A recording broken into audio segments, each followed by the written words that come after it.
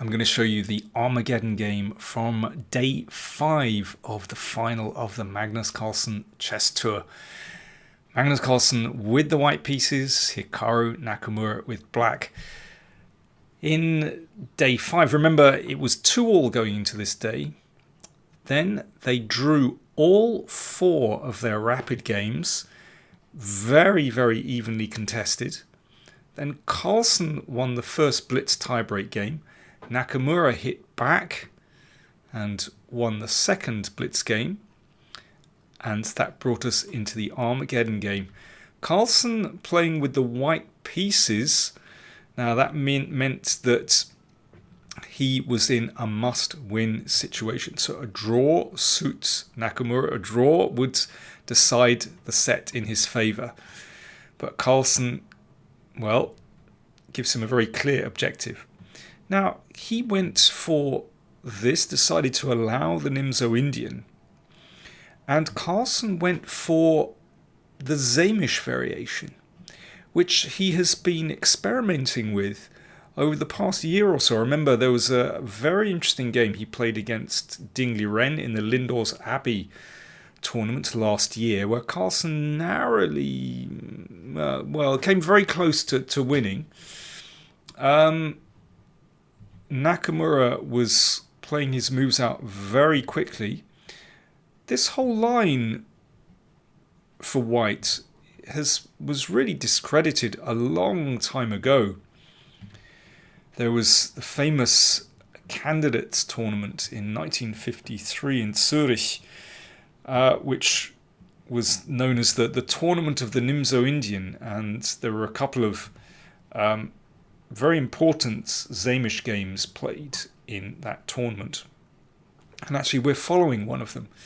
So if you want to understand the Nimzo, this is a really good game actually for that.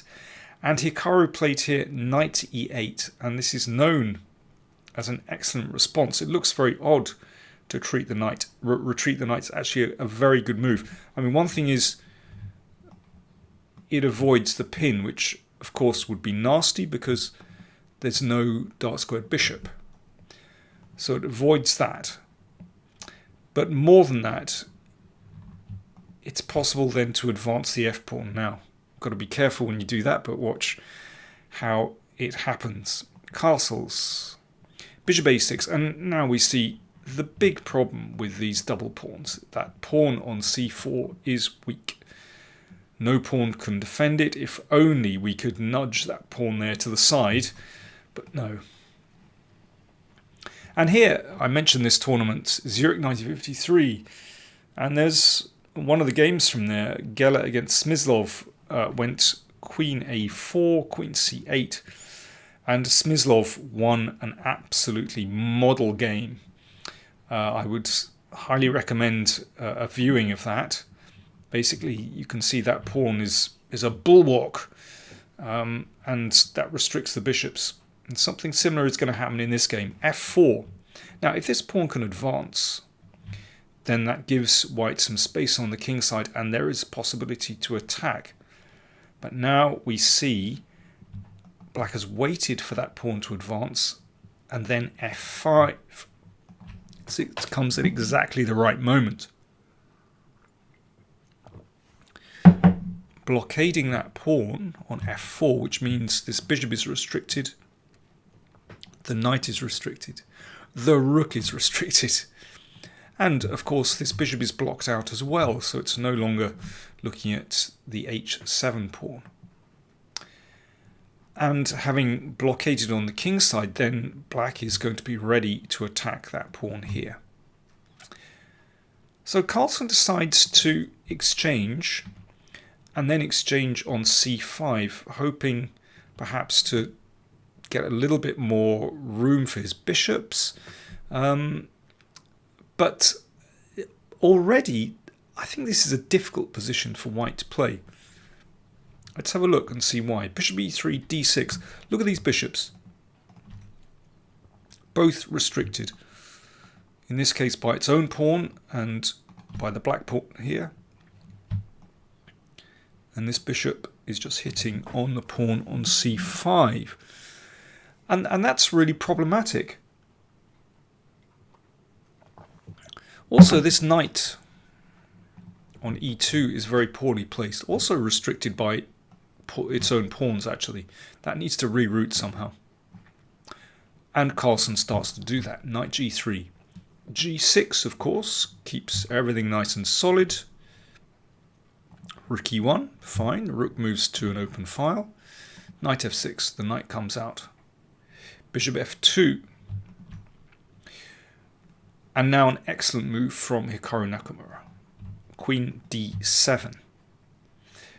That means that when the knight moves to a5, you don't have to worry about queen a4, which would obviously hit those two pieces. Or, keep them in the same line. So I think this is a difficult position for white. And I think Carlsen has basically been caught because for a lot of players, this whole a3 variation, this same-ish, very old-fashioned, caught them a little bit by surprise. But Nakamura was obviously ready, and he's prepared well. I mean, to be honest, it's a pretty well-known variation, but still, you need to get it right, and Nakamura has got it absolutely right. And this is a difficult position for white already. And I think we can see Carlsen's opening choice was not the best. Nevertheless, there is still hope for white in this position. The knight comes round to f1 and can perhaps look at coming to e3, which would guard this pawn, this pawn, and also look at the d5 square. Knight a5, there we go. It's the classic Nimzo maneuver to attack the pawn on c4, and you can see that queen on d7 controls a4. Bishop h4. So the bishop is finding a diagonal. Not bad. And black has to be a little bit careful about taking this pawn. There are pinning possibilities here. And even here it's also a little bit awkward. Queen e2. So rook a e8, excellent move from Nakamura again. I mean, you can see that the black's position looks so well coordinated. Really nice position. And here, I don't think Carlsen's position is too bad actually. If he plays knight e3, as advertised, and then queen c2. Probably Carlsen didn't really want to allow this knight in here, but I mean, white's position is certainly playable here. I would prefer to play black, but it's certainly not bad for white. But Carlsen had a bit of a think here, because I think he is at a crossroads, and he needs to. He obviously, he was in a must-win situation. He wants to somehow create something in this position, give his opponent difficulties. But so he traded on e8. And then on f6, he obviously didn't want to allow that knight in here, and then played queen f3. So he's managed to activate his queen, and this is a nice diagonal. Having said that, this next move from Nakamura is excellent, of course. Doubling on the e-file, taking control of the e-file, and crucially, preventing knight e3.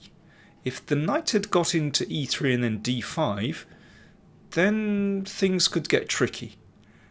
But now white is in big trouble.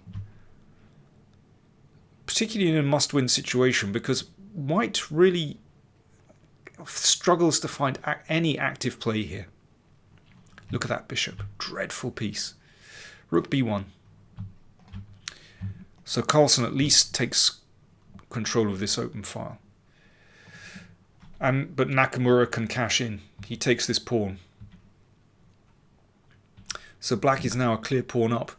And this move, rook e4, would shut out the queen and leaves black with an extra pawn. Instead, Nakamura played what looks to be a very natural move, bringing the king off the back rank.